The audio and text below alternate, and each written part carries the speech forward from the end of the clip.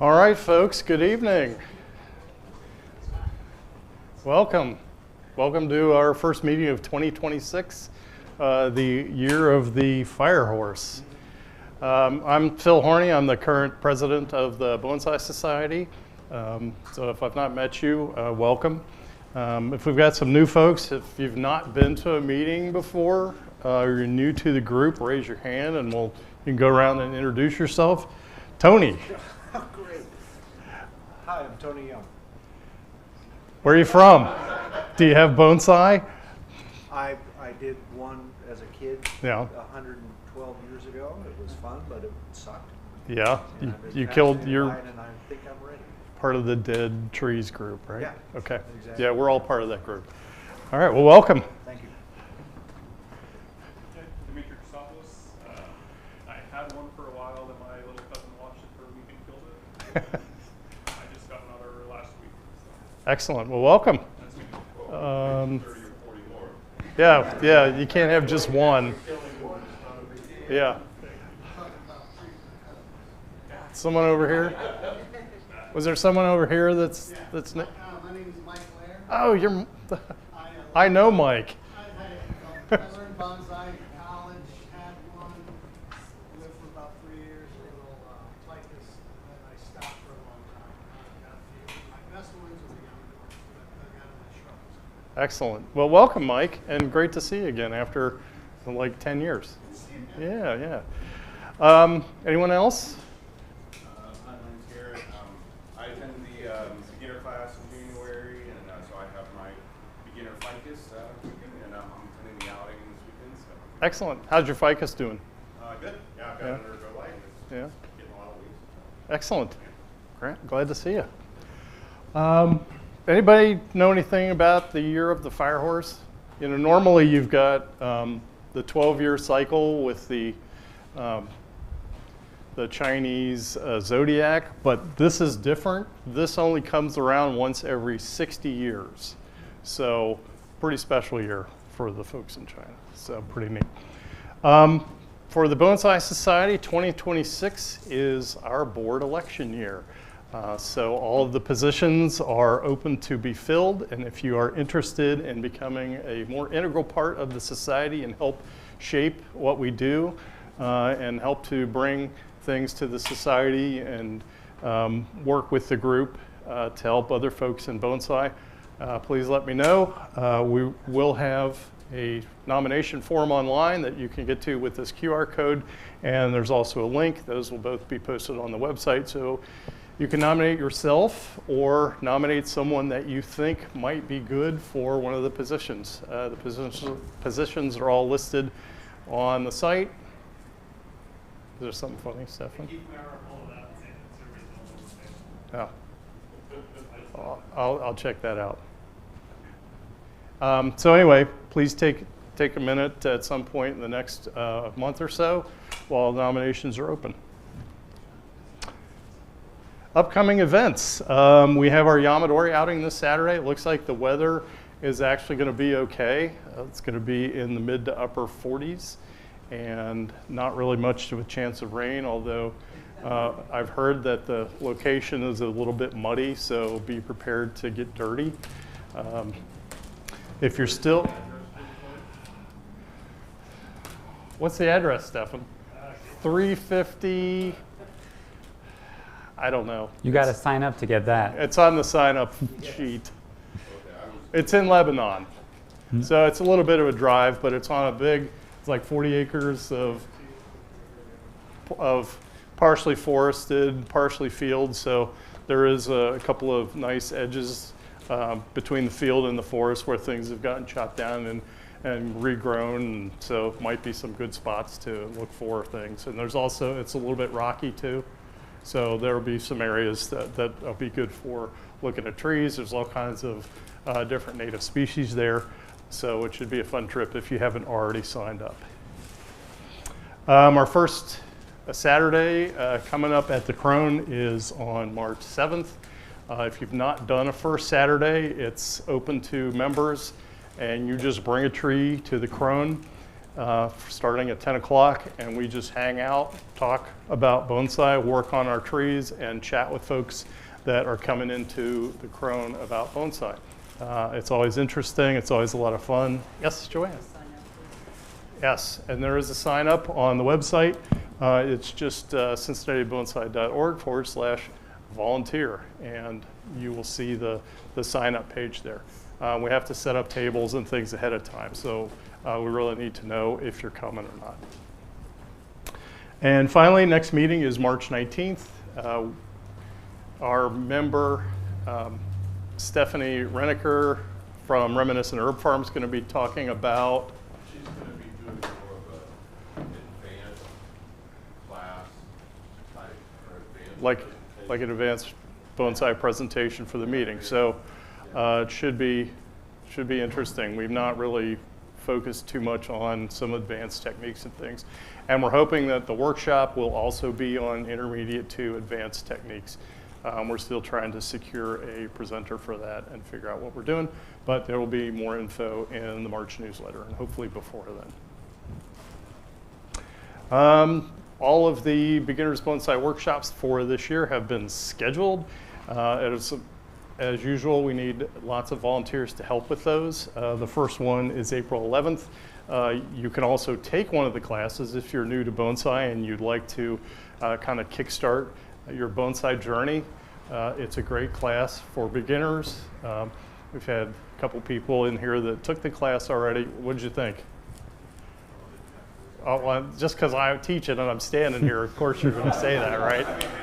Smaller class, it was a makeup one. Yeah. It was a great class. Learned a lot of it, about it, and yeah, I love it. Yeah, and you get a tree, pot, soil, a bunch of instruction, a beginner's handbook, and then like 3 hours of guidance on creating your first bonsai. And of course, we need folks to help out. So if you are a little bit well-versed in bonsai, you don't have to be an expert. We would appreciate help for those classes. And that's it. Now I'm going to introduce our guest speaker, Ryan Huston. Are you from Columbus originally? I am. He's from Yeah. Columbus originally. He's currently in school there, working on his PhD. How's that coming along?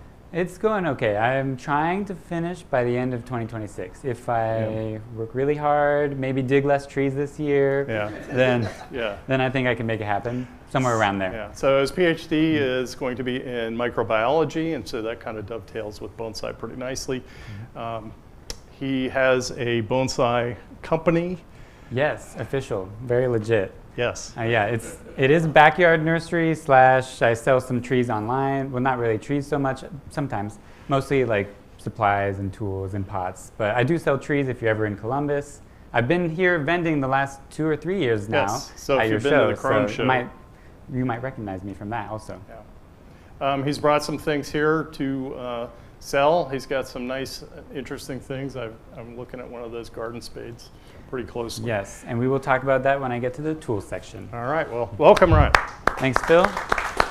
So I'll send. Before we get started, Ryan is going to be. We're going to be auctioning off this tree. It might be one tree, or it might be 2 trees. So you might have a chance at one of 2 trees. Depends how the repot goes. Yes, I'll be sitting at the back. Raffle tickets are $1 each, or 6 for $5, and they will get raffled off at the end of the meeting. So come visit me in the back. I'm sorry, raffle or auction? Raffle. Okay. Did I say auction? Okay. Raffle. We're raffling it off. Okay. I think Jeff wanted an auction.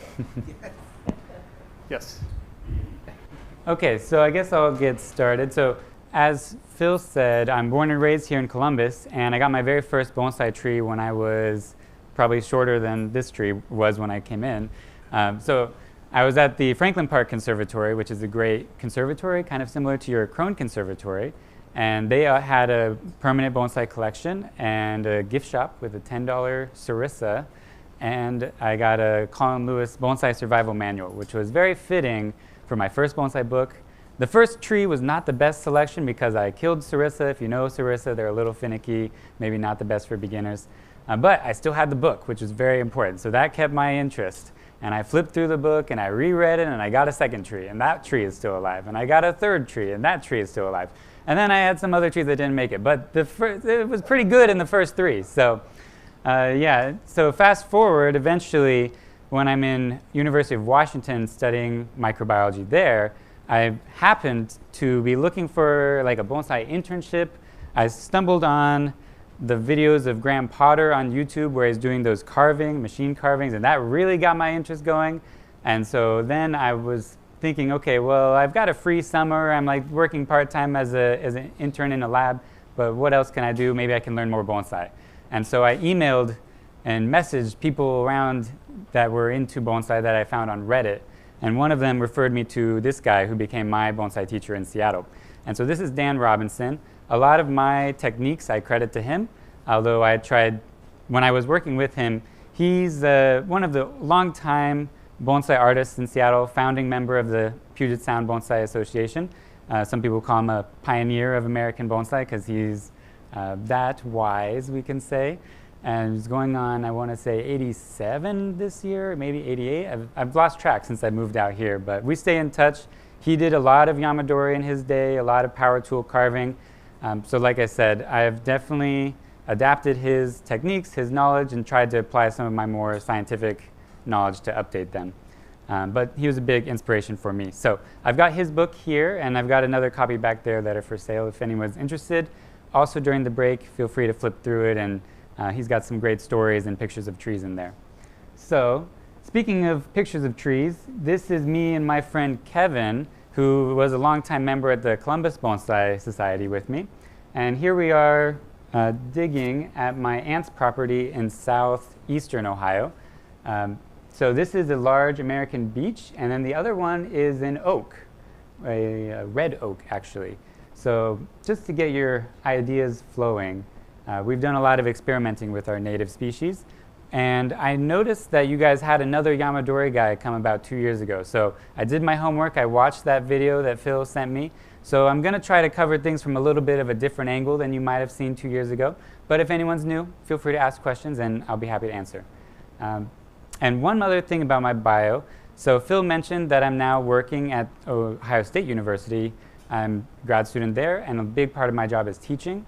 So when I'm teaching bonsai and giving talks like this, I like to insert some of that, like active learning. And this is one of the things nowadays that people in the teaching world are saying will help you to cement your knowledge. So in this way, everybody can be involved in the discussion, not just me talking at you. So the overall plan today is I'm going to give this talk. You guys can ask questions. We'll have some discussion. And then hopefully the second half, I'll be working on repotting that tree.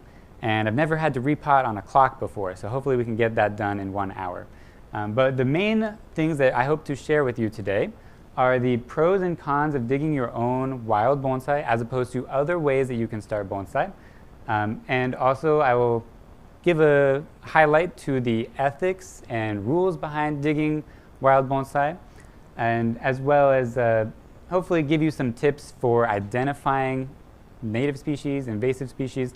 That one is more of something that, like species-specific identification is more something that will be better for the Saturday digging activity, because then I can show you the buds and the bark in person.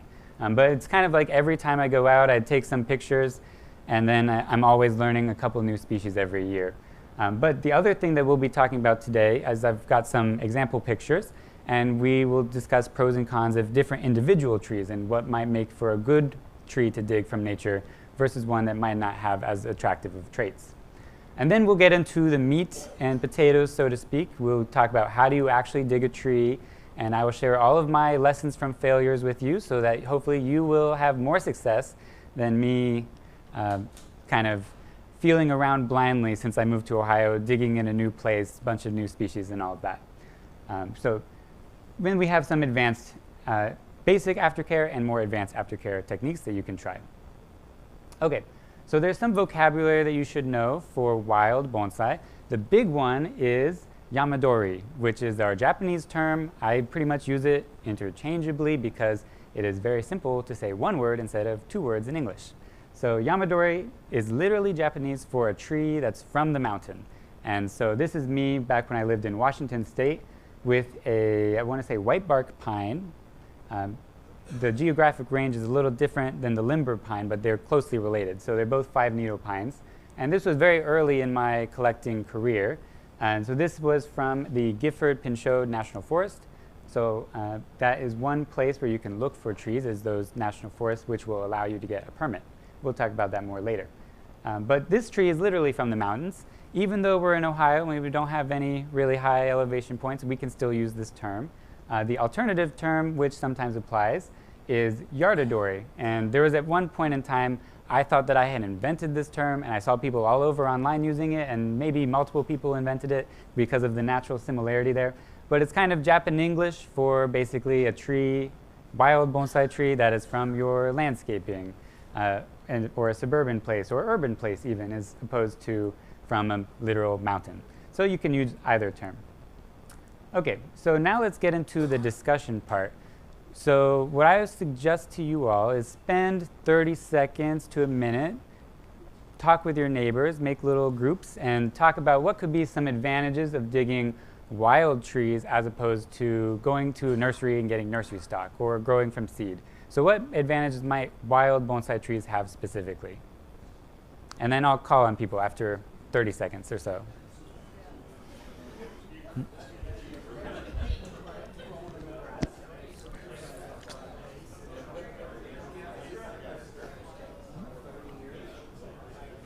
Is it going to be a problem if I'm walking up and down?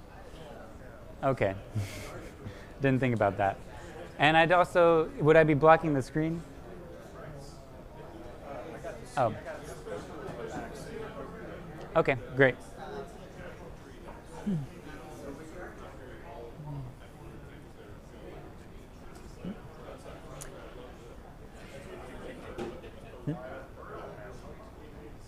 I'm not sure that there is. Maybe Japan's too mountainous for that.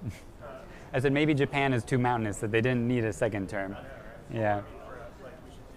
Yeah. We'll have to think about that. Okay. So if I can get your attention back up here, I heard a bunch of good conversation. Hopefully you guys have some good ideas. What are some pros of digging a tree from the wild as opposed to growing it from seed, going to the nursery? Established root structure, yep. So that can save you some time, especially if you pick one that has a good root structure. So not all wild trees are equal in that regard, but that can definitely be a plus sometimes. Any other plus of wild bonsai? They're already acclimated to our climate. Yeah, that's a big one. Already acclimated to our climate. You don't have to worry about shipping a tropical tree from Florida in the middle of winter and then losing it. So these are very cold hardy. They'll be pretty good with our hot summers as well, which not every cold hardy species can handle the hot summers. So anything that's in our backyard will be pretty good for that. Any other ideas?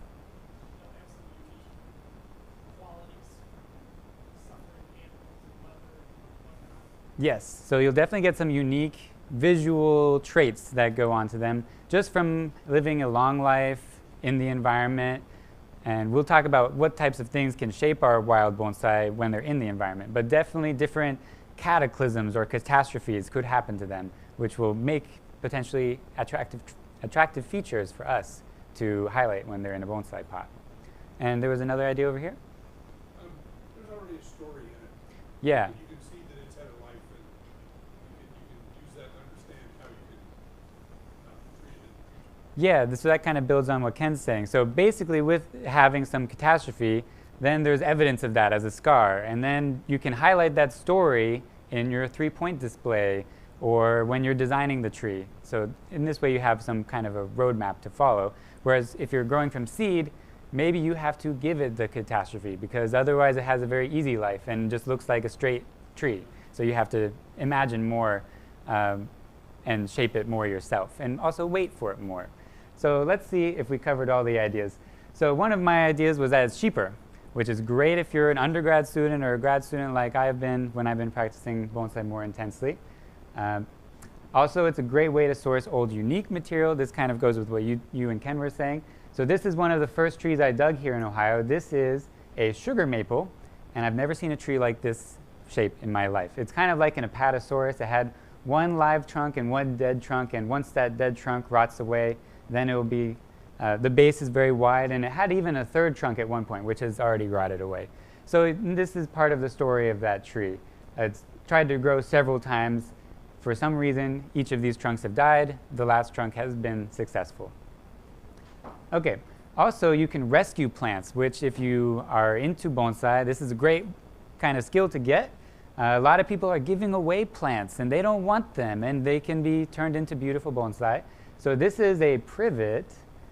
This one is a Chinese privet or a European privet. I'm not 100%, but I originally collected it from someone's garden. They were trying to make their garden more low maintenance. So they had a lot of nice plants, and this one wasn't one of the nice ones. It was just 3 stubs sticking out of the ground.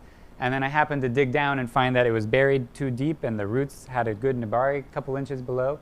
So originally, all the branches that are there now were not there, but just a couple stubs were sticking out where those branches started. So in that way, you can make something out of something that would have been thrown away. And this is a great way to learn because you do kill trees doing bonsai. So sometimes if you save a tree that would have otherwise died anyways, then, well, you don't feel so guilty about killing it in the first place. But it's kind of inevitable, even though we try our best. And the other note I have here is that the challenges that come with, okay, this tree's got a great trunk, or this tree was going to get thrown out, now what can I do with it? So that's a good way to experiment with new species. And then the other one that I had down was that it's a great source of adventure, like we will have on Saturday. So this is my car. It's a very old car now, almost 20 years old. But I haven't had it that whole time, but it has endured with me through a lot of shady places. So I took this one on a lot of logging roads. Sometimes the logging roads haven't been cleared in 15 years, and then all the side brush is scraping against my car while I'm trying to get through to get to the holy grail of trees on the top of the mountain. So all of the scrapes on my car are from doing yamadori, and I'm okay with that because it's an old car and it was a fun time. But you do have to be careful sometimes if you're going into places like that. All-wheel drive definitely helps. And the other thing I really love about yamadori, my favorite part of bonsai, is that it's a great way to get closer to nature, which is almost, for some of us, maybe that's the main reason that we do bonsai, or one main reason. So in this way, you can get to know the plants in your backyard, what environments are they growing in, all of these things. And it's a great workout too. So it will probably add years to your life doing yamadori. We'll see if that pans out, but that's my hypothesis. So now let's talk about some cons for doing yamadori as opposed to other sources of bonsai. So take again a minute, talk with your neighbors, and if you're new, get to know your neighbors, and then we'll come and share your thoughts. Mm-hmm.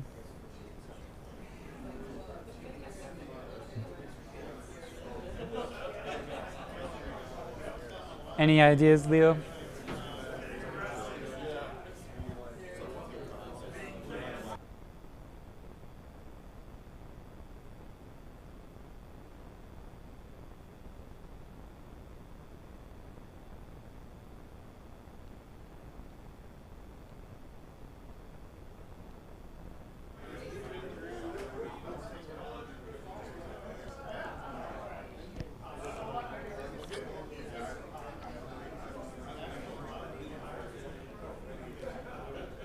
Okay, I'll pull your attention back up here. Lots of good discussion. We're going to keep it moving, so we've got time for the repot. So, if I could get your attention back up here, what were some of the cons of digging wild bonsai as opposed to those other methods? Yeah. Aftercare. Yes, they definitely have sensitive roots, and probably the aftercare is even more difficult than doing a repot. So that is definitely a concern, definitely something to practice and be mindful of. Any other ideas for cons of digging a wild plant? Getting caught, yeah. So you got to be careful about where you're choosing to dig. That's definitely true too, yeah. Any other ideas? Yeah. Yes, there is definitely an ecological argument to be made. And people do make this argument online of, oh, you shouldn't even dig any wild trees in the first place because maybe this area is regenerating, or you can't predict 10 years, 20 years in the future if that tree would become a full-size tree and it would be needed. So that could also be a consideration. you can cut down on that consideration, again, by going to the trees that people are throwing away. So there's something to be said for both ways of doing it. Any other ideas? Yes, you can definitely bring a diseased plant back. So that's something you want to be mindful of. A diseased plant is probably less likely to survive the stress of a transplant.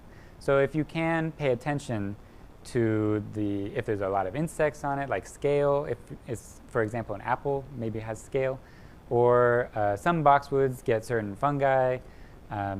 So different things like that. If the leaves are very discolored, then maybe it would be better to leave it and come back to it if the tree recovers and is doing better before you dig it. Any other ideas? Yeah, Phil? Yes, low wife acceptance factor, low partner acceptance factor. So one of the downsides is that they take a while before they look like a bonsai. Like this boxwood that I have here on the end, the one that's on this table, I dug in 2021. So that's 5 years. I showed it at my local club show 2 years ago, so I thought it was decently presentable then. And then the one over there, I want to say I dug it 2 years ago. So maybe in 2 more years it will look more presentable like the one on the table. But that is definitely a factor. They look ugly before they look better. It's kind of a common theme in a lot of ways of growing bonsai though, so you have to keep that in mind. Okay, so let's see what we came up with. Oh, here's one. So Leo actually mentioned this. So sometimes it is hard to get permission to dig a tree. So maybe it's hard to find the landowner, or some places just won't let you. This is a tree I photographed in the Enchantments, which is one of the most famous hikes in Washington State. And it is in a protected area in a national forest, so this is not one that you're ever allowed to dig. But also, this tree is coming out of a rock crack. So even if I got permission, this is not a likely tree that I could successfully get to live after I dig it out, because no roots are accessible. They all just go straight into that rock. So there's another famous bonsai collector in the Rocky Mountains named Larry Jacob, and one of his, he's got some word for these phrases that are all kind of his phrases of bonsai. One of his phrases is, the harder you have to work to get the tree out, the less likely it is to live. So that is a factor to consider. So here's another one. Trees definitely will die in the process. We've already mentioned this. Can be a little bit of an emotional roller coaster, watching very closely your prized tree and you drove all this way to get it. Like this one I collected from the Pisgah National Forest in western North Carolina. One of the few national forests close to us, one of the closest ones, that will let you get a transplant permit. Might be a little bit closer to you guys here. One of the years I went, I actually met up with John down there, who I know is in your club. So that can definitely be a factor. Say I drove all this way, 7 hours, I camped in the woods, and I only dug 2 or 3 trees that weekend, and then this one died. Oh, what a shame. So you got to be careful. I got a little too eager on this one, and we'll talk about that. But one of the things that I recommend that I didn't follow in this case is when you're digging a new species that you're not used to, go with a smaller specimen. They will survive the digging easier. So that can help you, especially as you're building your confidence. And then sometimes a big loss is inevitable, definitely can be disappointing. But we forge through, we get some good trees out of it on balance. Okay, the other thing is low bonsai action, at least for the first year, sometimes the first 2 years, depending how well the tree is recovering. So I basically dig the tree and I leave it alone and I don't do anything for 1 to 2 years.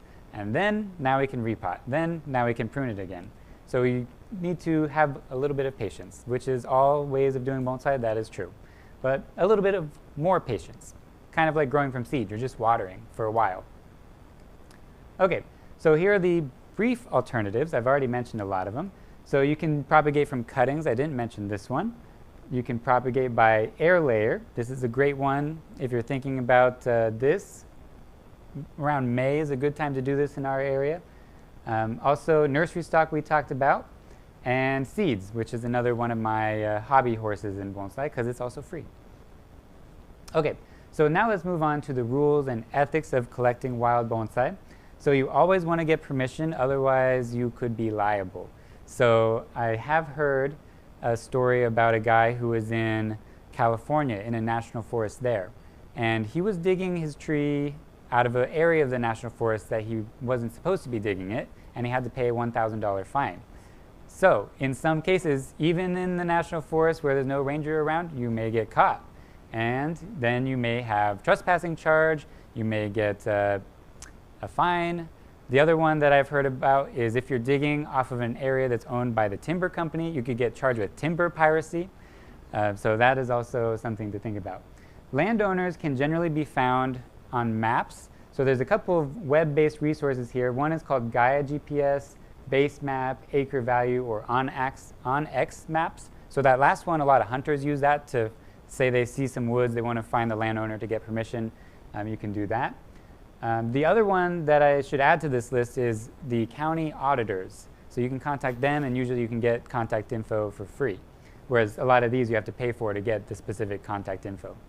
Another way that I do it is, say if I have some postcards like these advertising our Columbus Bonsai Show, I'll just write a little note on the back and I'll stick it in their mailbox. Technically, you're supposed to not use the mailbox if you didn't put a stamp on it, but stick it around their front door, and then usually people say yes. So people are weirdly understanding and open to sharing their trees, especially if you find one that they didn't want in the first place. So that's something to think about. It's not, especially if it's one of your neighbors, it's pretty convenient, and you just have to get to know your neighbors a little bit. Other than that, there's also the National Forest, like I mentioned, and the Bureau of Land Management, which are very big out west. Here we have a couple national forests that should allow transplant in Virginia, Tennessee, North Carolina, and Upper Michigan. Those are the closest ones that I've found so far. I did check the one that's in Ohio, the Wayne National Forest, and they don't do transplant permits. Phil? Okay, that's good to know, because that one's not too far from here, right? Yeah, so that's a lot closer than North Carolina, so I'll have to try that one sometime. And those national forests, they often have very detailed maps with elevation, so you can kind of overlay the two. You can look at Google Maps satellites and try to see, okay, where is there an interesting road that might take me to where there could be some good trees. But the only other thing that I'll say about national forests, if you do decide to go to one in Kentucky or Virginia or what have you, is that they do have species restrictions based on each national forest and a height restriction usually. So say the one in Michigan I was just inquiring about, their height restriction is 3 feet. So anything below 3 feet you can dig. The Gifford-Pinchot National Forest that I dug at before, their height restriction was 15 feet. So you have to ask the ranger station, and it varies widely. But the permit itself does come from the ranger station, so you have to make sure that you can make it there within their operating hours. You can call ahead, you can email ahead, and maybe they can mail you the permits. They actually mailed me a permit during COVID, which I don't know if they would still do today, but that's just some ideas for you. Okay, so aside from that, you can also ask your neighbor, as I said. One thing that I'll do in my neighborhood is I'll look on Facebook Marketplace. Sometimes people are getting rid of plants there, and they want it gone, they want to put something else in. So then they'll give away the plant for free. So that could be an option. Another thing that I'll do is I'll look for plants in my neighborhood. Say it was a volunteer, and I see that they've got a lot of stubs on it, like they've been pruning it to try to get rid of it. And so usually those people will be happy to get rid of that plant too. The other thing that I'll share with you, one tip that I heard, is that if you are going to offer to buy a tree from your neighbor, say they have a really nice azalea shrub and they're harder to find, but it's really mature, you can offer to replace it, you can offer to pay them. And one of the things that I heard is that if you offer them to pay them in $1 bills, you don't tell them it's $1 bills, but you physically show them all the money in $1 bills, then they're more likely to say yes. So that can be some psychology in your hand. But usually, I've only had one tree that I got from a neighbor that I actually had to pay for. Usually people are just happy to take your tree, or let you take their trees, which is very nice of them. So yeah, some things to think about. Other things that you should do anytime you're collecting is backfill your hole. You don't want to leave a big hole and then the landowner comes and trips and breaks their ankle or anything like that. In that case, maybe they wouldn't invite you back to dig again. These holes also fill up with water, and then it can be an impediment to the next tree that would grow there. So oftentimes I'll collect leaves and sticks or whatever's around and stick that in the hole and put all the dirt back in, so it'll kind of look like how maybe the tree was never there in the first place. So that would be important just to help the next generation of bonsai grow. and to make sure that we're giving bonsai a good name. The other thing is that you don't want to take a rare species in a given area. So this kind of ties into that ecological discussion. So one of the things that I look for is, let's say I found a great, maybe hornbeam, that's the word I was thinking of. Maybe I found a great hornbeam, and I want to make sure that there's other hornbeams around. Maybe there's some mature ones that can drop more seeds and continue propagating the hornbeams in that area. There's certain species now that are under some disease pressure also, like beech. American beech has some new diseases. American chestnut has a very long-standing fungal disease. So some of these that have a high disease pressure, maybe you don't want to collect those as much because it's very rare to find a specimen still in the wild, especially for American chestnut. Less so for beech, but it may get that way in a couple of decades. We'll have to see how that one goes. So those are a couple of things to consider. Another thing that you'll notice if you go to different forests in just our region here in Ohio is that it's very patchy. One area you might find a lot of hawthorn, another area you might find a lot of hornbeam. And so the distribution is not like they're covering the whole state. It might be this area has more of one species, this area has more of another. So you can consider that. Okay, so moving on, unless this died, in which case I will have to go over there. Oh. Okay, it's working. So this is just an example of what the backfilled hole looks like after I dug that big sugar maple. Maybe I will have to present over here. I'll take this down so you guys can still see me.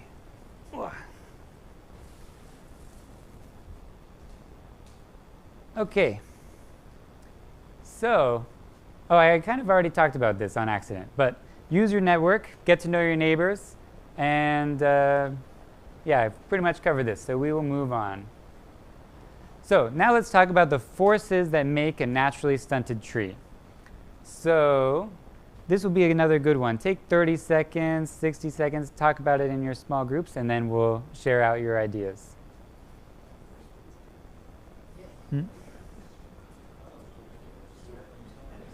What's that? Yes, it still lights up. I'll give it another try. Yeah.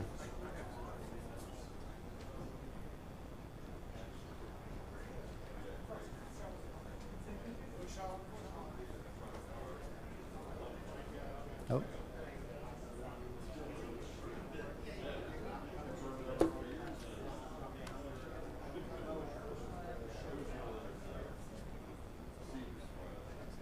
Okay, I think we're good. Okay. So, what were some of the top ideas to come to mind when we talk about the forces of nature that will make a naturally stunted tree? Animals, that's a good one. What kind of animals are you thinking? Yes, cows are a great one. Deer are good ones. They like to prune and maybe stomp on the trunks and make some interesting shari for us, the deadwood scars. Another good one is beaver. If you can find a beaver pond, they love to chop down trees. Those trees try to regrow. It can give you a nice taper over time. Any other ideas for forces of nature for trees?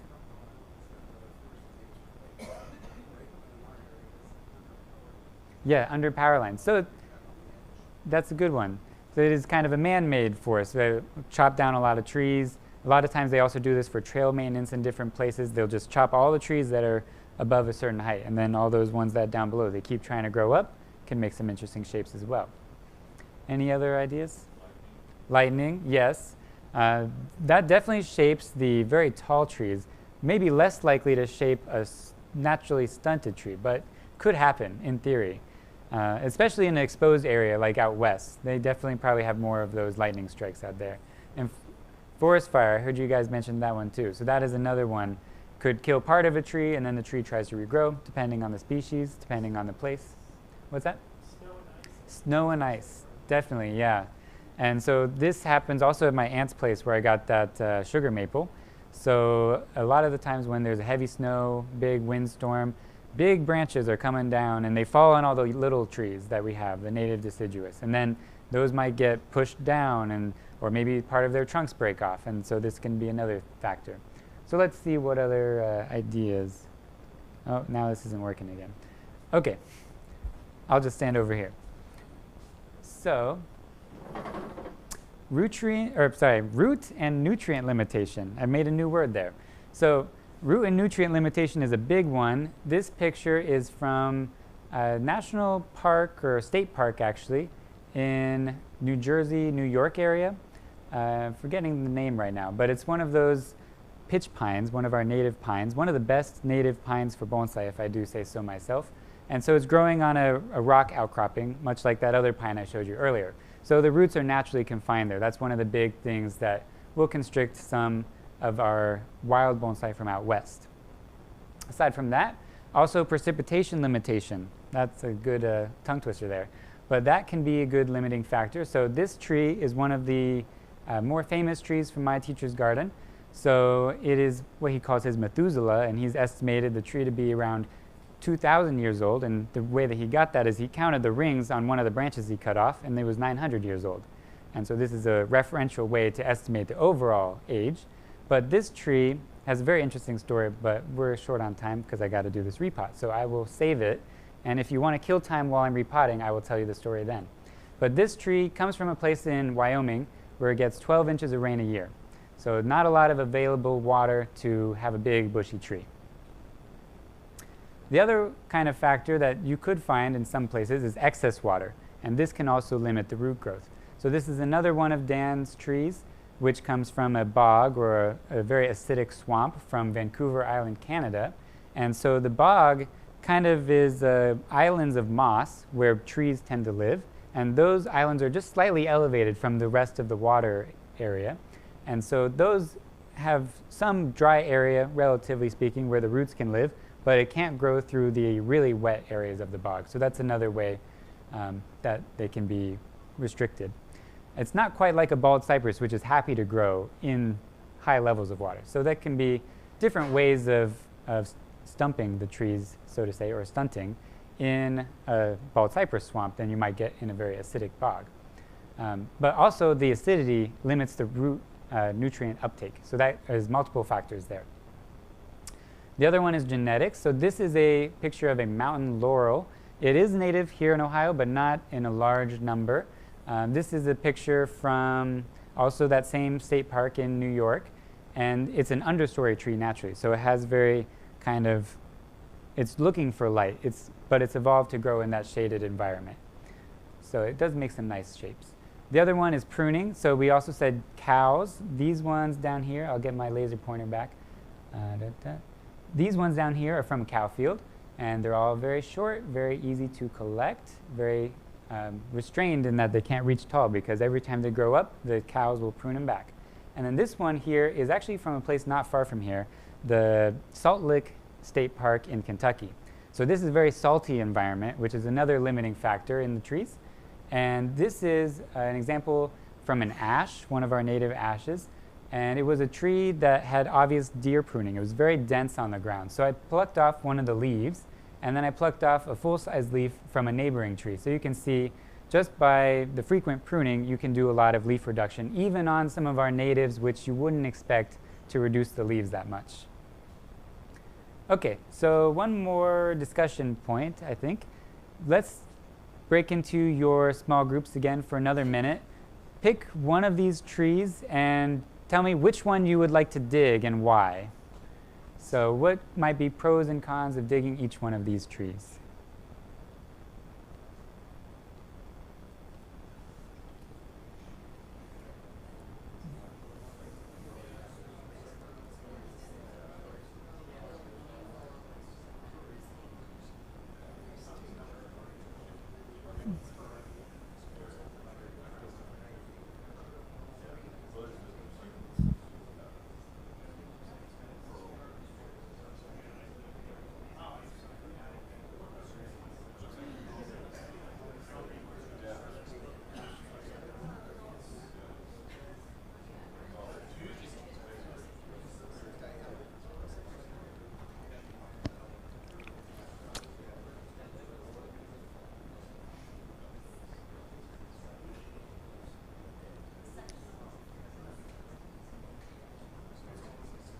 Okay, so which tree did you pick to dig and why? Can someone give me maybe a pro or a con of digging number 1?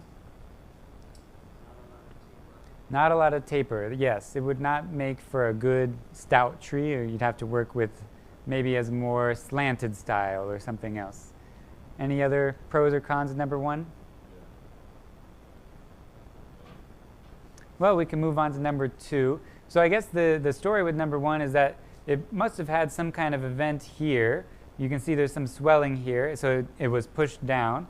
And then also there's a broken top over here. So it seems like maybe this breaking has happened twice in its life, where it keeps getting pushed down and tries to grow back up again. So what about number 2 here? What might be a pro and a con for digging number 2? Number 2 is an oak, I believe. Yeah. Yep, exposed deadwood, so that can make a good feature for us. No movement, I did hear that, so that could be a con of it. So you'd be kind of restricted to more of a formal upright in a way. Any other pros and cons of number 2? Yes, oaks they are well known for having a taproot. That is one thing. Sometimes you get lucky though, so you have to feel around and see what it's like down there. But yeah, so that could be a possibility as well. What about number 3? 3 looks pretty good. What do we like about number 3? It's a little bit on the smaller side. Yep, nice movement. I don't remember what tree this one was. It's hard to tell without the buds. The one on the far left looks like a beech, far right is a beech. This one I'm wondering if it might be an American, yeah, it might be an ash tree. Yeah, I probably cropped the picture for this. I'd have to go back and see the original. Yeah, I do have great success digging the ash trees. So those are a good one. And then what about the 4th one? What do we like or dislike about the 4th one? Yeah.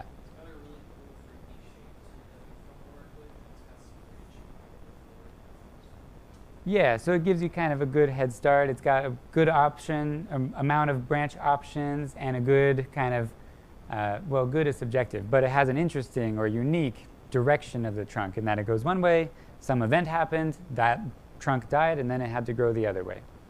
So these are some of the things you'll have to think about on Saturday when we're digging in nature. It's really easy to go tag a bunch of trees, but then you got to decide which ones are your priorities, you know? Especially bigger trees take longer time and have lower success rates, so you got to factor that in when you're picking your priorities. Okay, so here is my usual toolkit. I've got some of them here today, and the Hori Hori is the name of this tool that I've got in the back. I probably use this on every tree I ever dig. So it is 1 part saw, 1 part trowel, kind of in the middle. I almost cut myself there. And then 1 part knife on the other end. And these are quite sharp, being that they're brand new. My other one that I usually use doesn't look quite that nice because it's several years old now, but it will last you a long time. So this is one of the, well, you can see what my other one looks like here. Yeah, so there you go. So the Hori is really good in that you can get into tight spaces. You can do a little sawing action to get through some smaller roots. And the trenching shovel is what I've got here. A metal one is important because I have seen people break wooden shovels or other plastic ones. So I like the metal one, and in this way I can dig a trench around, kind of like a moat around the tree. I'm going to dig parallel to the tree so I can find any roots that are going across, and then I can cut those on 2 sides and continue my little moat. And it's a lot easier on a smaller tree, but this is usually what I do for a bigger tree. The other thing that I've got up here is a black contractor bag. You might have noticed on this tree before I moved it over here that is what I had that wrapped up in. So not only is that a useful way that you can bag the tree and take it out of the environment, you can also leave it in that contractor bag. So we'll talk about that more in the aftercare section. But for that, I also use electrical tape. And what I usually do is I'll take the actual bag and I'll cut it into 1 single sheet. And then I can wrap the roots with that, use the electrical tape all over to make it really tight. And then this will keep my root ball intact until I get home, or even for the next couple of years if you decide to leave it in that package. The flagging tape is really good for marking trees of interest. You may want to get different colors for Saturday, so maybe if you find a color that other people don't have, it might be easier to recognize trees that you marked from ones that other people marked. Other thing, folding saws are really good for bigger roots. Loppers are good for medium roots, and these are kind of like smaller roots with the regular pruners. I've got kind of a shitty pair, I don't know if I can curse on your YouTube. I've got a shitty pair of pruners I use for digging, and then a nicer pair that I use for my actual trees. So you may develop some system like that. But you can also sharpen them, and then they're good as new. Okay, the other one that I've got here is a crowbar. This is only pretty good for rocks. I never really need it that often in Ohio. And then this one is a pickaxe. Sometimes, like the small one, sometimes I will alternate between that and the Hori to get like a small moat, and especially for a tight space where I can't get the big shovel in there. Sometimes digging up against a house, you run into things like that. I also have a full-size pickaxe. I've never needed it. That was a waste of money. Okay, and gloves can be nice, especially if you have a thorny species that you're interested in digging, or you don't want to get your nails all black and dirty, then that can be good too. Okay.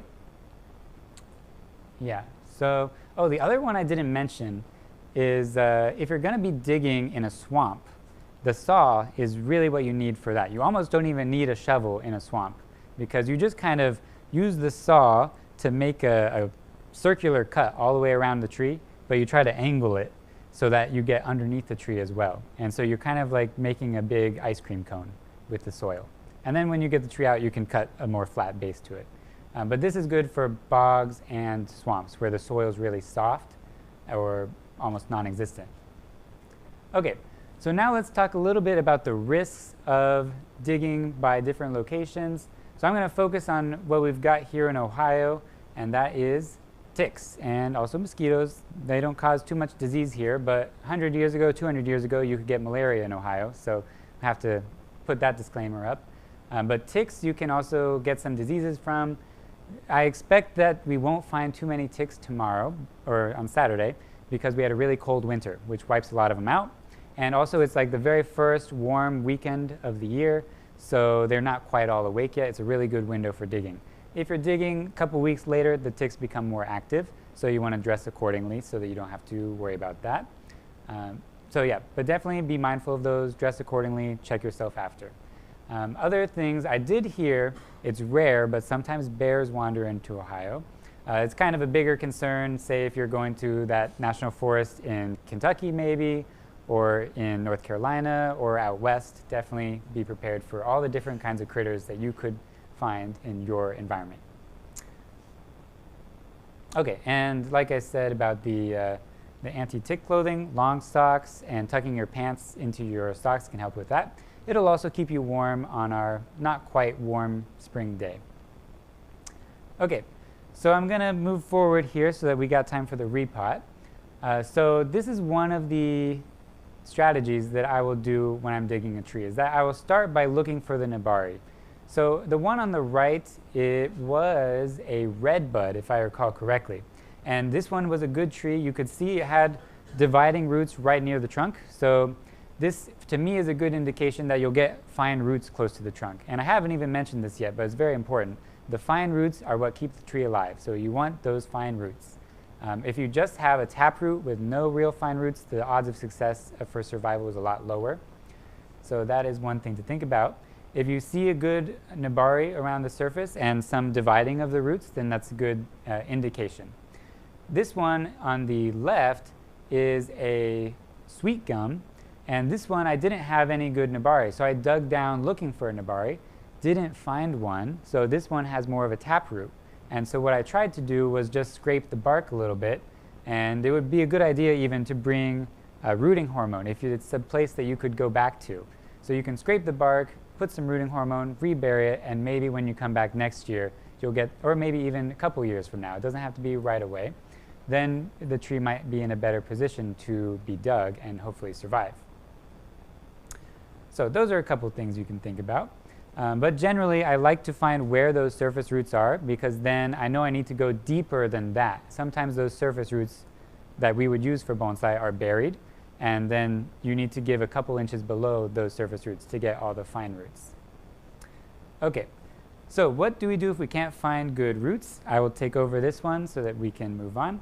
So option 1, don't dig it. Maybe the tree is fine where it is. Maybe you don't need that one. Maybe you tagged 10 other trees that are better candidates. Option 2, the ground layer or root enhancement type of strategy like I did to this one. No guarantee that it will work, but it could be worth a try. And probably if you're doing the actual scraping of the bark, you don't want to girdle the tree, but you just want to expose a little bit of that bark. Air layer is also a good strategy to use if there's a really good specimen, especially if you can go back to it and check on it over the summer and maybe give it more water. That can help with the more root development. And option 3, if absolutely necessary, hope and pray. And you can do some advanced aftercare techniques and see how it works out. Like I said, the biggest trees are the hardest ones to get to survive, so you kind of want to work your way up in your confidence and skills. So this is a general picture of how I dug that sugar maple. So I try to go 2 to 3x the trunk, well maybe not 3x, maybe 2x the trunk in terms of the diameter of the pie that I'm digging out. And then I make my moat, and then I try to work my way in from there, but I try to make sure I'm finding good fine roots. That's a good indication. So digging the trench, this one is a U which I dug from someone's house, and there was a lot of mature tree roots underneath it. So it kind of made a nice, easy way that I could lift the U up in the sense that it couldn't grow through all of those roots with any large roots of its own. But I did have to cut through all of those roots in order to access down there to separate the tree. So that is one of the things. Once you dig your trench, then you're trying to dig underneath and cut the biggest roots or the taproot. And oftentimes in Ohio, we have kind of a fine soil layer on the top and then a clay layer down below. So that clay layer, usually there's a couple thick roots that go through it, but not nearly as much fine roots that are on the top layer. So that top layer is kind of what you want to preserve for the survival. Okay, and then wrap the roots tightly. Even if you are not going to keep it in the package long term, this wrapping of the roots for anything that you can get a good solid root ball, it will keep the roots intact until you get home. They'll be less stressed about the whole operation. Okay, now getting into aftercare. So as I mentioned, the fine root tip is what we need to get the tree to survive. And in this case, we need the tree usually to grow more of these fine root tips, kind of like when you're repotting. So what we want to do is make sure that it has water available when it needs water, but it's not waterlogged. Also, you can avoid letting the tree freeze. And so freezing, I'll give you this little tidbit. So basically, the tree will be actively growing new roots if it's above 45 degrees Fahrenheit, around there. And then below 32 degrees, these new root hairs are more susceptible to dying. So that's one of the reasons why, if you can do the bonsai shuffle, like with your recent repots, bringing your recent digs into a sheltered area when we're going to get frost, then that would help the tree to continue to build new roots and hopefully have a higher chance of survival. If it's too big of a tree, you can just mulch it in on the ground and leave it on the ground until the risk of frost has passed. So this is another thing that I'll do, especially if I dig too many trees and I don't have enough garage space for all of them when we get frost.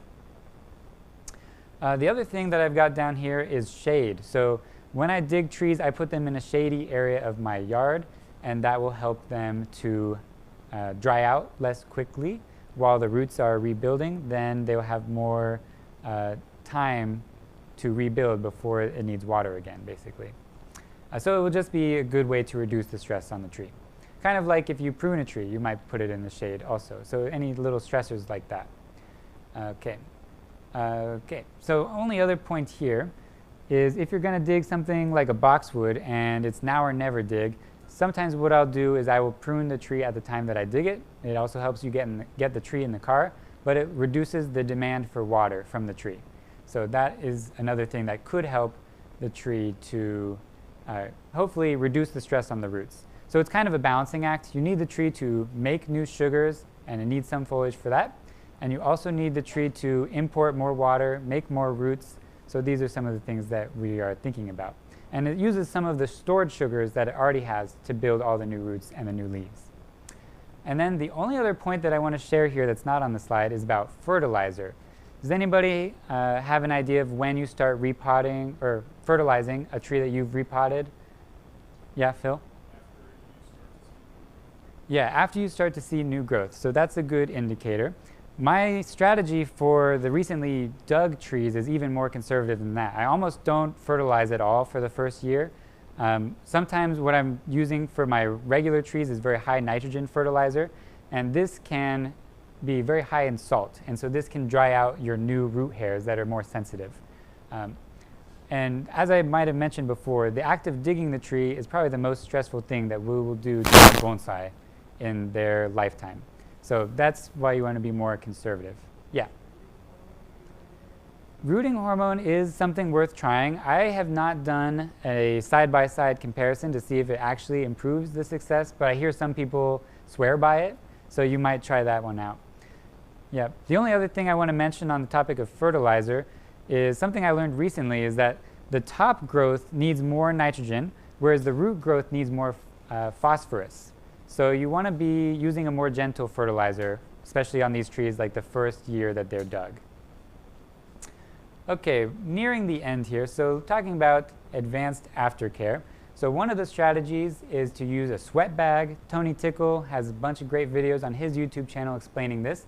Basically, it makes a little greenhouse for his deciduous trees that he's digging. And he's often daily misting them and then gradually exposing them to the regular air over time. Other options, as an actual greenhouse, which is well irrigated, also raises humidity. Heated root pad can help with the root growth. Tub of water is another strategy that you might use. So Harry Harrington digs oaks in the summer. He says that this gives him better success. And then he'll put them in a tray of water, so during the heat, the tree is not wanting for water. So these are some of the things that you may try. And automated misting also could be helpful, especially for a juniper. I hear that this will give you some of the best results. So when we're on the repot and we need to fill time, you can ask any questions about these. I'll be happy to opine as best as I can. Okay, moving on. This is a picture from Harry Harrington's website with his oak strategy. And then automated misters, another strategy. Okay, so post-dig, what we want, this is actually the same tree as this one. So what we want is for the tree to be obviously healthy, and then we'll dig it, and then it'll be obviously healthy again, and then we'll do the first pruning, and then obviously healthy again, and then we'll do the first repot or the next pruning, next styling. So it's always allowing the tree to recover. This is a now 35-ish year old boxwood, so older trees may need to take their time to fully recover. But yeah, we can talk specifics about boxwood styling while I'm doing the repot. Okay, now for my parting advice, things to think about if you're digging on your own or for Saturday. So like I said, you want to be humble. Start with younger, smaller plants. These younger plants are less likely to get a solid root ball, but they're more resilient to transplant shock. So that's why I make that suggestion.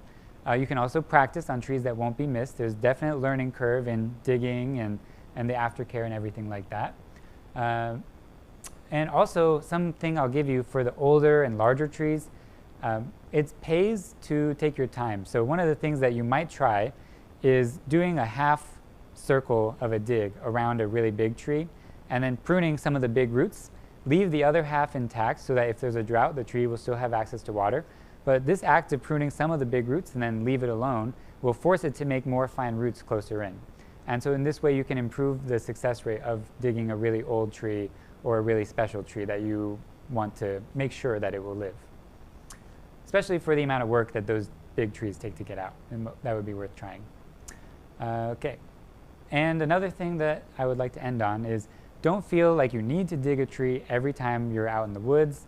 Sometimes it's just about the journey. So just get to know your local trees and enjoy the journey. Okay, last thing to share. Sorry about, sounded like I was going to end. Now last thing. So I have a couple articles. This is actually my old website. I forgot to update this slide.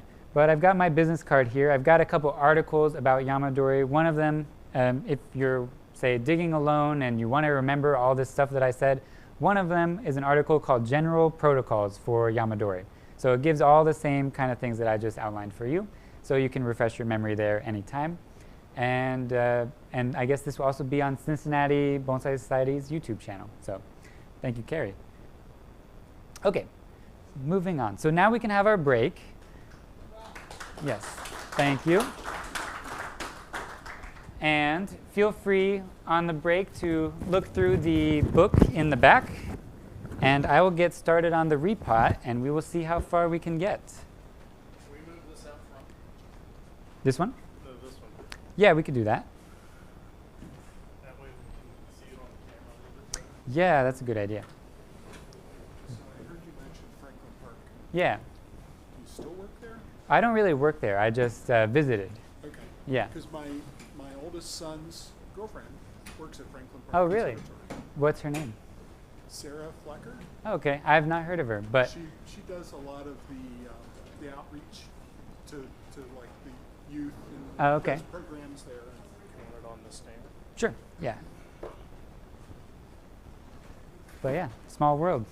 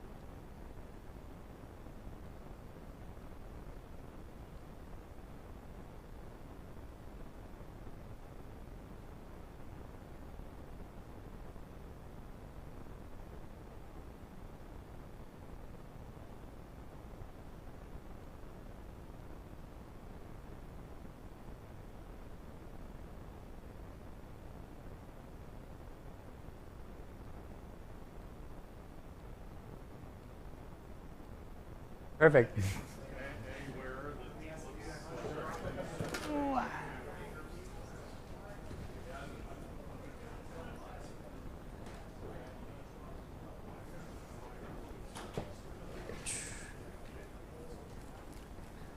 We're making progress.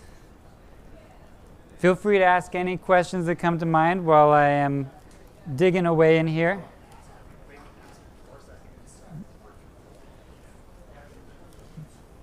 Did you say you need to take that big root that goes that way off? Yeah, I'm not sure. I may if I were to separate these two, I would probably have to separate this root somehow. It's coming right on top of the other trunk. So I'm not 100% sure yet that it is possible to separate these two trees. One kind of seems like it's sprouted below the other.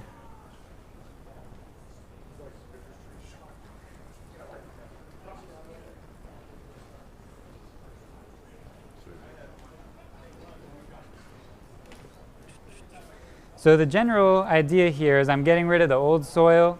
Holds too much water for a real bonsai pot when we're going to put it in a much smaller pot.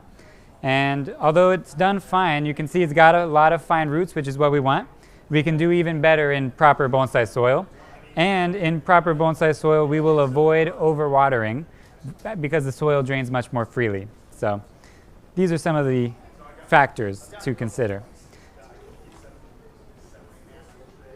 So my general preference is to leave trees in the root ball until they recover. They're showing obvious signs of health, like if they're elongating or if they are backbudding a lot. These are all good signs.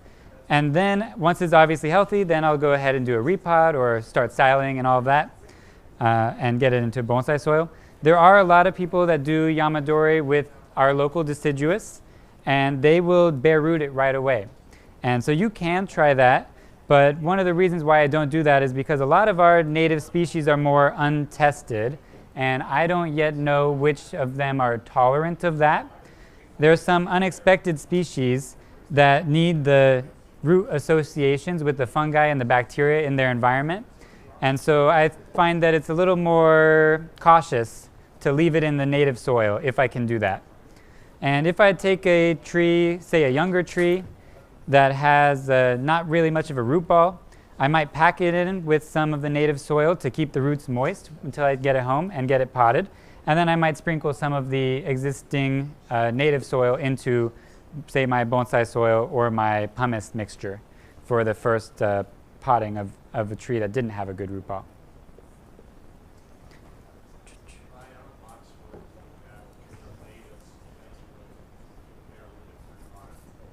Latest. So boxwoods, I actually think that you can get away with digging them later than most species, in my experience.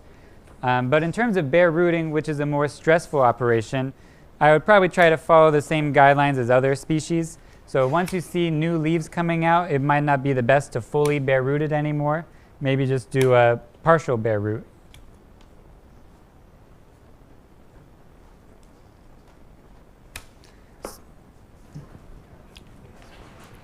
What's that? Oops. So you think we're going to be able to split this into two trees? I am not sure about that yet, but I will be able to get it smaller and get it in a pot for sure. Okay. And maybe the two-tree separation can be for whoever Later down the becomes road. the new owner of this tree in a couple years. And we could also style it as one tree. There's a particular side trunk on one of these trees that is growing right up close to the other one. So if you wanted to keep it as one tree, I would probably kill this trunk here in the middle so you get some negative space to look through. And you can see on this other boxwood, the natural growth habit is kind of like it will grow tall like that pyramid shape that this one originally had and that this one originally had. And so they often have branches that run into each other. So for boxwood, it's quite different. It's really nice to work with in some ways, but your main challenge is getting it to be less dense so it looks more like a tree and less like a shrub. It's really easy to get them to be dense in a short amount of time, but you want it to be strategically dense and to be able to see all of the branches and to actually be able to look into the tree and not just see a ball of green. Whoops. So boxwoods are a really common landscaping shrub, which is one of the reasons why they're easy to come across for digging.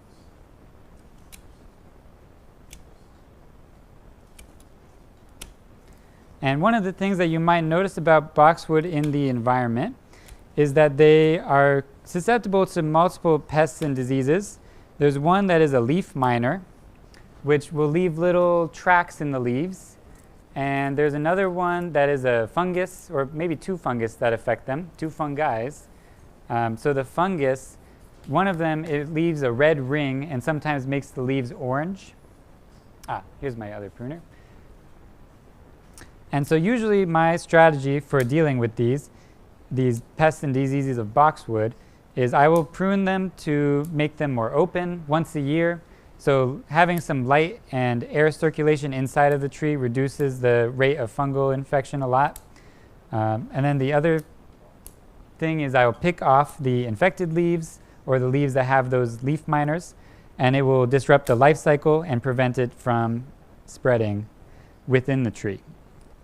So then you'll mostly be dealing with spreading from neighboring people's landscaping. So you're going to try and separate it, or? It's a good question. I'm being mindful of my time. So I've... No, take whatever you need. Okay. I don't know if we were going to get kicked out. We might just all have to walk out. Yeah. No, if you separate it, then someone else can come to the hospital. Yeah. So it's like around time. That's true. That is true. So far I've got the root ball, a lot of the native soil out, and I've got the root ball pruned a bit so that it's reduced in size. So it should at least fit in a smaller pot. One good step in the right direction.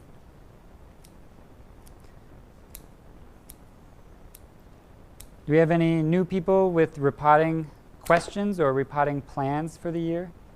Have you thought about what you're going to repot already? That's an awful lot of roots. But it doesn't take Yeah, but I am also looking at how much roots are left. Although I guess I've been thinking about it when I'm pruning these roots, thinking about it as one tree. And if I separate it today, it would end up as two trees with half as much roots. So it may be better to leave it connected at this point. And I will go back to this pot, or this tray now.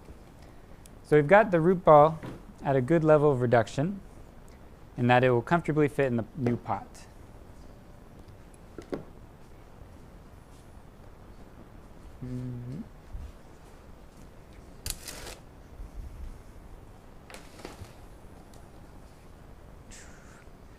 So yeah, one of the reasons why I feel confident in being able to remove that amount of roots is the density of the fine roots here. It's a very healthy root system.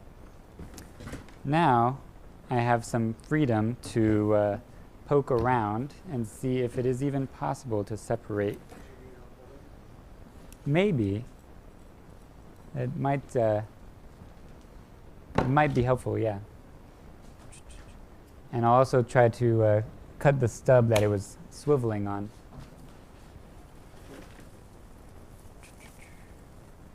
Okay, yeah, that's good. You don't need to hold it up the whole time. I was just feeling down below.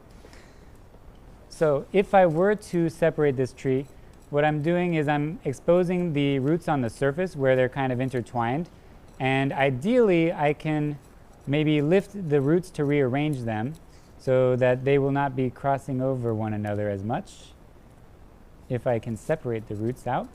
Another approach that someone could take in the future is to basically cut these roots off, but it might be a more risky operation than trying to keep the roots intact. Yeah, we can try. So here you can see some of the roots crossing. This big one is crossing over top here, and then the second trunk has several roots that grow underneath that, and this one crosses all the way in front of this nibari.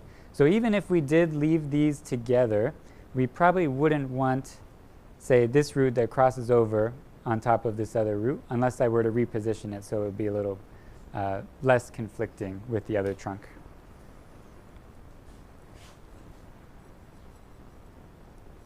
maybe the root hook. So I can feel that this one's not really connected to that lower root. So I think I can move this root. There we go. So one root relocated. Are you able to move the two halves independently? I'm not sure, yeah. I think that they might be fully fused. They might be. Yeah.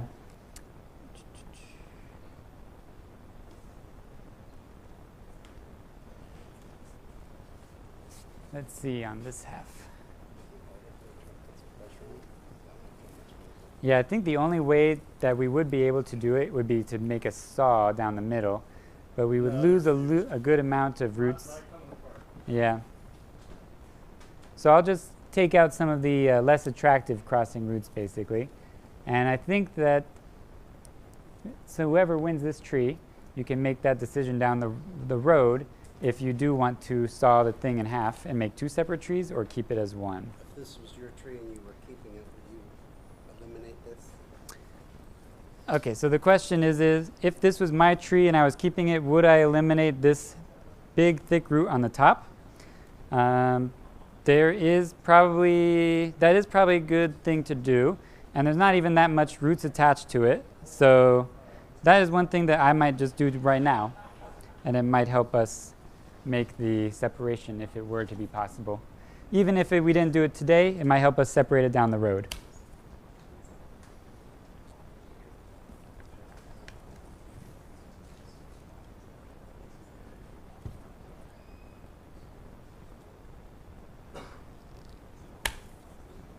Might need a couple cuts here to get it fully separated.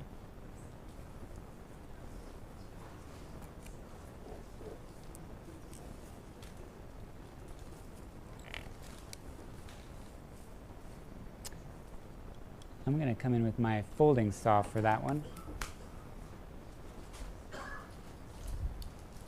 It's mostly off there, yeah.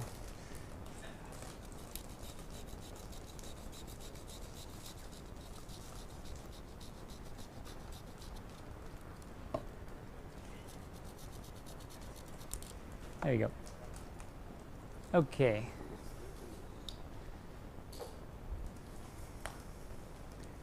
So now we've got one of the crossing roots separated, and it was not very attractive in the first place. The other roots that are coming from this one are more attractive to look at, and this one, it didn't have very many roots on it, just a couple compared to the overall root mass, and this bigger trunk has a lot of good roots on this side that we can work with, so we won't have to worry about that.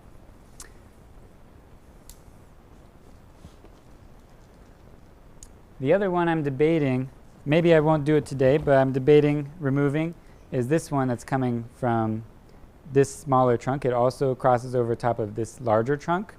So I predict if I remove that, then I could access to cut down the middle, but I'll leave that to the next owner. So next step, I will just put this into bonsai soil, so that way it can make a good recovery and the next owner can take it in whichever direction you want. So we did remove a good amount of foliage today.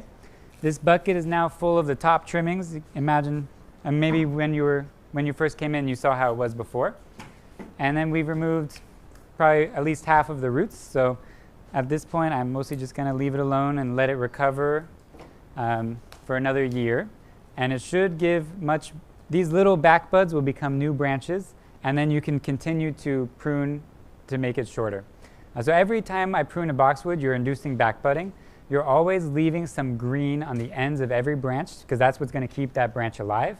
So every time I prune it, I allow it to back bud, then I can prune it back further the next time. And that's how you eventually get it from a 5-foot pyramid down to a 1-foot or 18-inch tree. So that's what you have to think about. Okay, now let me get my pot. So we can stick that in there. I've already prepared the pot with a mound of soil, and I've also prepared it with some wires that we can use for tie downs.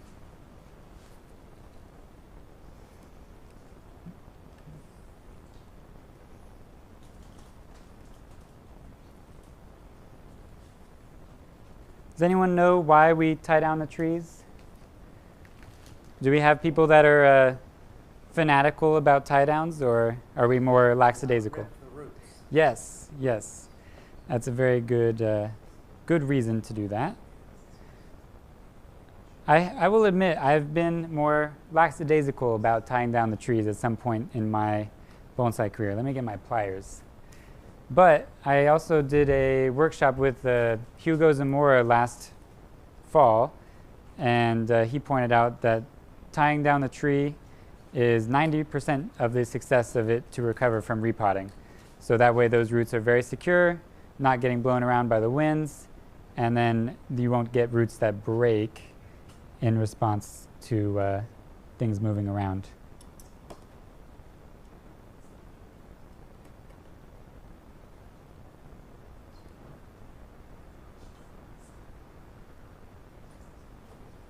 I'll go over here. And for those of you who are new, the basic idea for tying down, I've taken my aluminum wire. The thickness will depend on the size of the tree that you're working with. A really small tree, you can use a thinner wire. A bigger one that will have more force applied to it when it's moving around, a thicker wire will help it to stay in place better. So I just kind of eyeball that at this point, but that's not the most helpful explanation.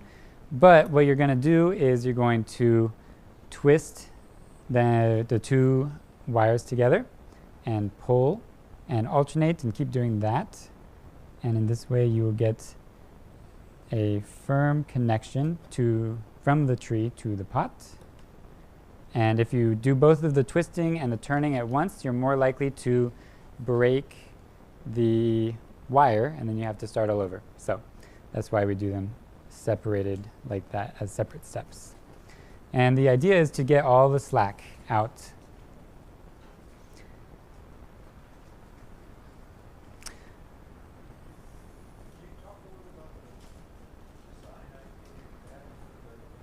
Yeah, so design is always evolving, of course, in bonsai. For this case, if I were to keep the two trees together, I quite like this front. The two are kind of embracing the viewer. The only thing I don't like about it is this trunk that's straight and blocking what could be a nice window to look through. That might even be a good option to remove today because it's got all this other foliage left on it. But just to be on the side of caution, I would just leave it and maybe come in with a folding saw next year to take that down. Yeah, if you look on the back here, the back of this tree, you can see some places where it had branches that were all growing in the same area. And so I did that same thing. I took out some of those branches so you could see through the tree a little bit better.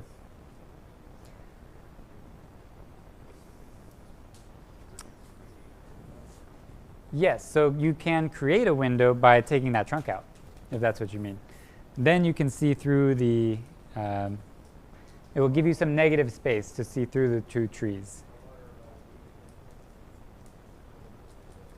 Oh, you mean like making a hollow in the middle of it? That could have a similar visual effect, although it's a little bit on the small side, but maybe on this one you could carve through it to have a bigger space to work with. I mean, is that a thing? No, it is a thing, especially for larger trees. Then you can make like a natural looking hollow, even if it's man-made. So that's definitely something. If you look at my bonsai teacher's book in the back, he has a lot of examples of deadwood carving because he's one of the first people to do machine tool carving. He originally used a little chainsaw, which caused a lot of yeah, it was. I think it was a California convention that he was kicked out of. So which part were you thinking of cutting, that straight section? Yeah, so that would be this section here. That's kind of right in between the two trunks, and if it was not there, then you could appreciate both of the trees better. How long would it take for the bark to heal over that? So on a boxwood, I would not count on it ever healing over. Boxwood is very slow growing, slow to thicken the trunk. So in that way, it's also slower to make a callus. So I would use it as a deadwood feature instead. And kind of like this, there's a natural deadwood feature here on this front area, or this other area. Front is up for debate. So the boxwood wood is actually very hard, and any deadwood features that you make, they will be long lasting because it's slow growing. Okay, I am looking for wire cutters.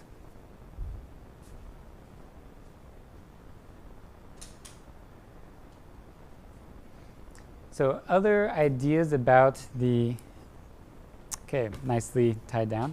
Other ideas about the overall style, I would probably decide, okay, do I want these lower branches? I can leave them on for the health right now. And then I would also be looking at the main branches and try to separate them more. This one you could probably guy wire to the other branch. You may even be able to bring it forward a little bit. So again, trying to make these branches that have grown into each other have more space between them. And in that way you can make a more broom style possibly for this tree.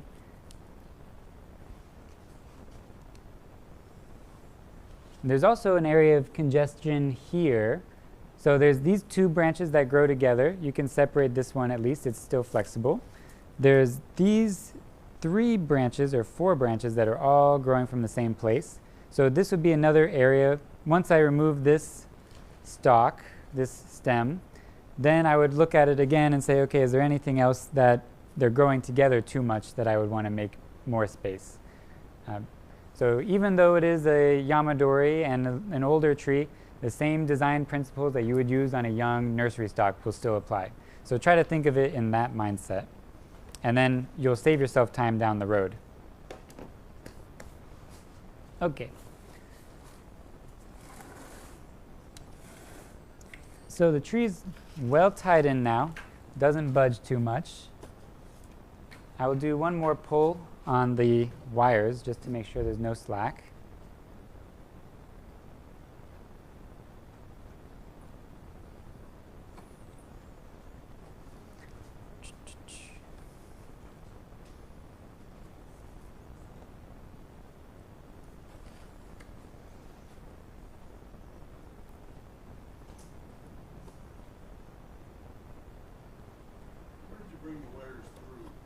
Yeah, so this one, I make kind of a cross down below. There's at least 4 drainage holes. So I've got 2 on opposite sides for each direction. So that is my way for a plastic pot like this to get a more secure tie down.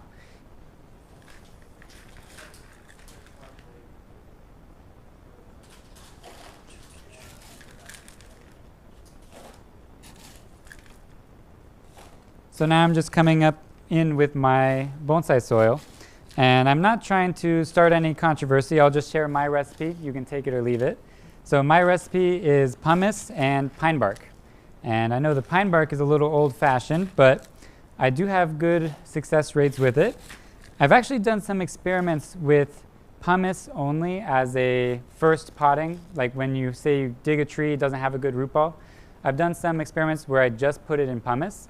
This is kind of some people would consider it as a gold standard for yamadori recovery potting media.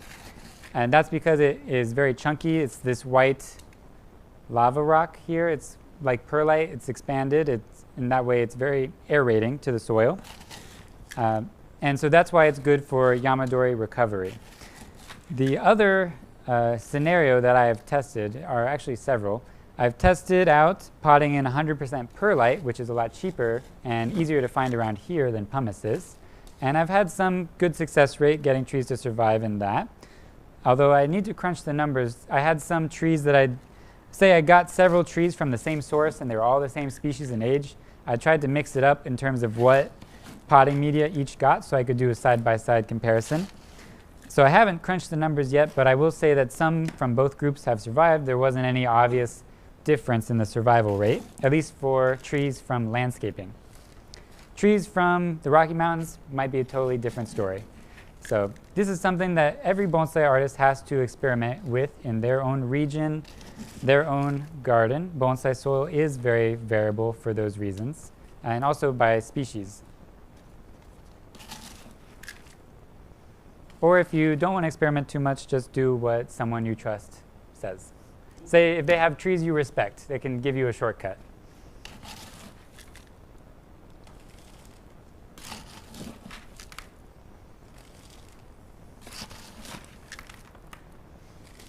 So I don't know what I dropped.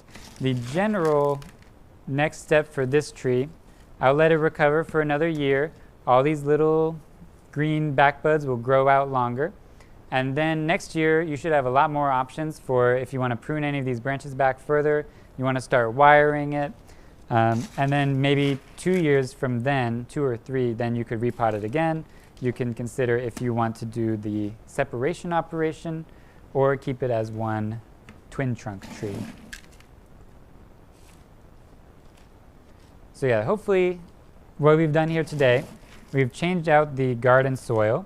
So that way we've got our chunky bonsai soil now, which will help the roots to avoid overwatering, get more dense, even more dense with the fine roots, so that it can have a good density of, well, more fine roots, more fertilizer, more water that the tree can uptake.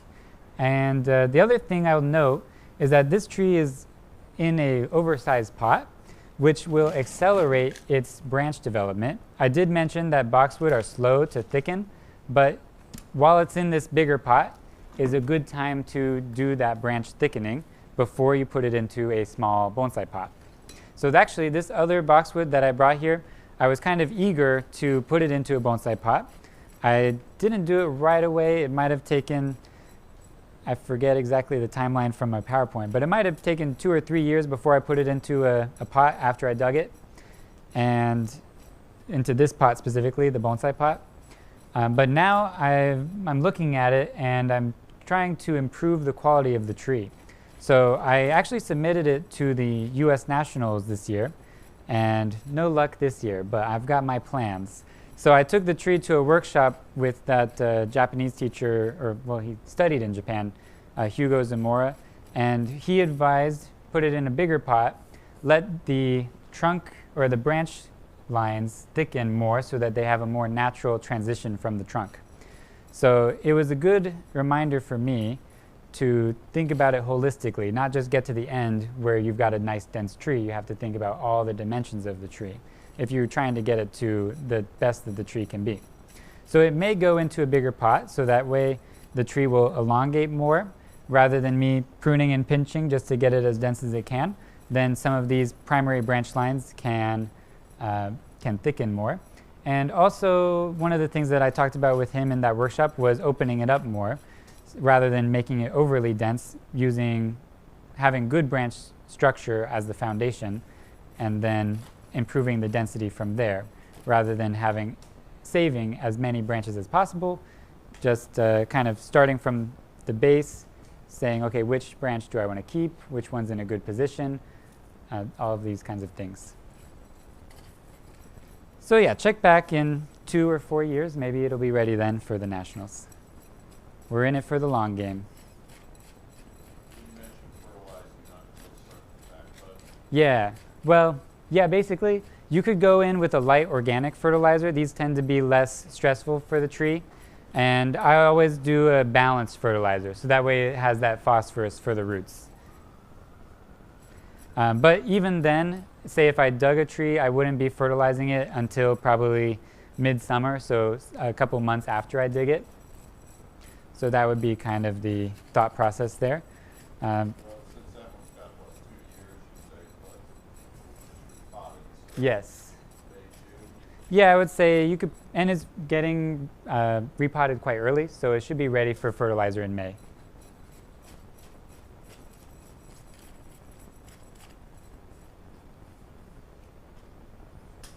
Is anybody? Keep that more or less at 40 or above rather than let it go below. If it's possible, and I don't have a garage at my apartment, so I more so go for if it's above 32, then I'm okay with it. But yeah, the digging is where the trees are most sensitive. So if I dug a really nice tree, then I will do crazy things to try to baby it as much as I can. I remember that big sugar maple. it took 2 people to move it, and I had to have my housemate help me move it into our kitchen when we had frost. Every time we had frost after I dug it. So that's one good thing about digging smaller trees. So I've got the bonsai soil kind of packed in pretty well, and I'm gonna go a little bit higher with the soil so that it's covering all the fine roots that are left here. That way we will not be drying them out, because the fine roots on the surface are our future nabari, and in some areas it needs to maybe thicken those more before we will show them off more. So there's good potential to show off the fine roots in the next repot, but just to make sure that it will continue to develop those, I will make it maybe a centimeter or a little more than that above the base.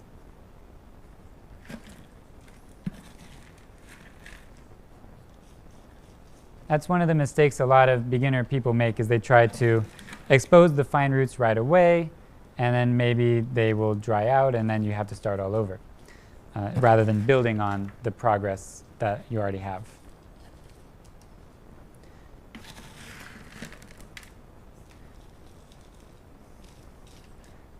Only other thing that I should probably comment on for our new people here is that the chopsticking you were seeing me doing, this poking, it's not exactly pointless, although it seems like a repetitive task that goes on for a while. Every time I do that, I'm getting the soil to settle down deeper into the pot. Sometimes, especially, you want to go at an angle. There might be an air pocket down beneath the tree. So this is just good practice for any time you're repotting, not just for a yamadori. So you kind of poke all the way around until the soil no longer is settling down any further in the pot.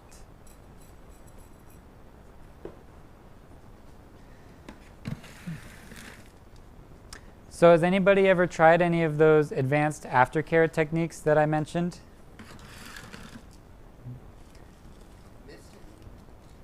Yeah. Have you noticed any benefit in your garden from the misting? Really? Yeah. Yeah, I also do a similar thing where I don't necessarily have an automated mister, but when I water my yamadori, especially those in the recovery area, I always water the foliage as well. So it's kind of a misting in that way.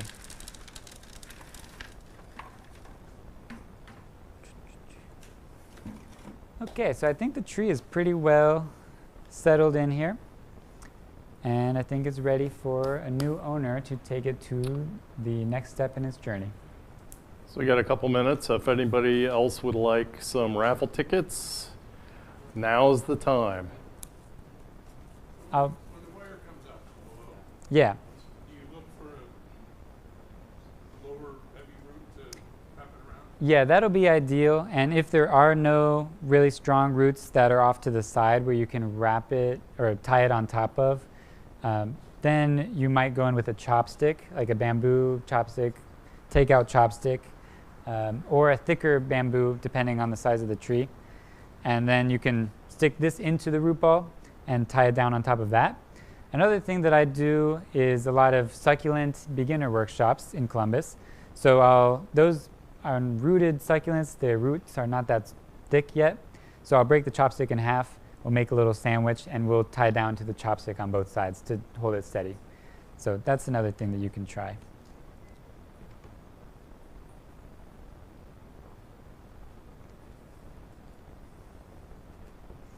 I guess I can speak, while we're waiting, I can speak a little bit more about the pruning of boxwood. So I already mentioned what I'm doing is, just for the rough pruning, I'm kind of going up and seeing, okay, this branch has all these healthy shoots here. So if I wanted to, and probably I should, I can cut it down here, and then these shoots that are nice and lush and very dense, they will become the new branches, and then later on, there's also all these lower ones down here. So once these ones become more dense, I could even prune it even lower. So in this way, you're gradually chasing back the foliage. I have a question. Yeah. I have a boxwood I collected last year, and it's just bare all the way to the top. There's only greenery at the top. It's pretty long. How can I prune it if there's no back budding along those? That's a good question. So to induce back budding, the pruning is the first step. So on some of my boxwoods, it's a multi-year process to get this amount of back budding. So what I'll do is I'll say this one has a good amount of foliage. It's got kind of a tuft up here and a tuft down here. So I'll prune off this extended bit. Now it's got this tuft over here, and now we'll back bud a little bit lower down. And then so you keep doing this cycle. And if you're lucky, you'll get, once it's especially more open, you'll get light access to the inside. It will try at some point to back bud on the inside, and then because there's light, that back budding will survive and will continue to grow. And then you can do a bigger chop at one time rather than little chops. But sometimes on some of the boxwoods I dig, I prune a little bit, it back buds a little bit. I prune a little bit more, it back buds a little bit more. So, and that can take some time. The other way that can be a shortcut is grafting. So there's one strategy called a bud graft, where let's say I prune a little branch off, and now I have a little stem, and then I can scrape the bark. Well, not I have not done it successfully yet, but some people can. You can scrape the bark, you can make a little incision and stick that little branch into the bark where you scraped it, and then wrap the whole thing with a parafilm type of product, and then leave it alone for a while. If you would like to learn more about the bud grafting, there's a guy from Texas, I think his Instagram handle is Joey's Bonsai or something like that. So I can send you, he's got a great article on bud grafting for boxwoods. So I have tried it, but I think my grafting tape was not the right kind. So I need to give it another try sometime. You mentioned that early in the presentation that fungus leaves turn orange. Yeah, they don't turn entirely orange. The telltale sign of it is that it will have a black ring with the orange around it. And so that is what we call boxwood blight. So that is one of the things that you can monitor for. And again, just having the tree be more open and taking off the infected leaves, I have pretty good success with that. There are antifungal products that can help with some of the diseases that boxwoods get, or anti-pest products as well. But I find that picking off the diseased leaves, if it's not too great in number, has a pretty good success rate. If there are a lot of diseased leaves, I will leave the tree alone and quarantine it in the garden. And then typically these diseases, they affect the older leaves rather than the younger leaves. So once it's in your garden and you're taking good care of it, then the next crop of leaves are less likely to be affected. And another good example of a pest for boxwood, you might notice sometimes the leaves become cup-shaped. So oftentimes there's a little bug that lives on the inside of those leaves that kind of somehow induces them to make this protective shield around them. So I always pick those off as well. But it's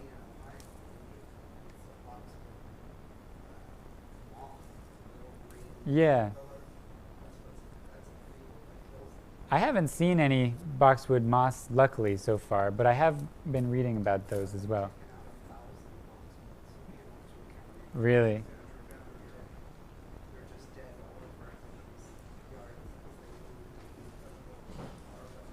Wow. Are there any obvious signs before the it's too late? Huh. Okay. So it just eats all the leaves, or? Okay. Gotcha. Huh. Not that I'm aware of. The boxwoods that I'm aware of are mostly from Europe, possibly also from Asia, but I've never heard of a native boxwood. So that means the moth is also from Europe? That would make sense, yeah. Another thing that I'll point out to you, I'll hand this one out as an example. So the boxwood, naturally, it has opposite leaves, but also opposite branches. So oftentimes when you're in the fine detail pruning, I'll prune out, say, the center stem or the left or the right, depending which way I want it to grow. But then I get into a little bit of clip and grow. I'll just do one example here. So I'll prune it back to about 2 inner nodes, 2 or 3, because they're so tight on the inner nodes compared to some species. And then on this little sprig, I would prune off the middle stem. And so once you get to that refinement stage, this is how I make it more dense over time and how I can prevent it from getting too dense at the same time, like getting dense strategically.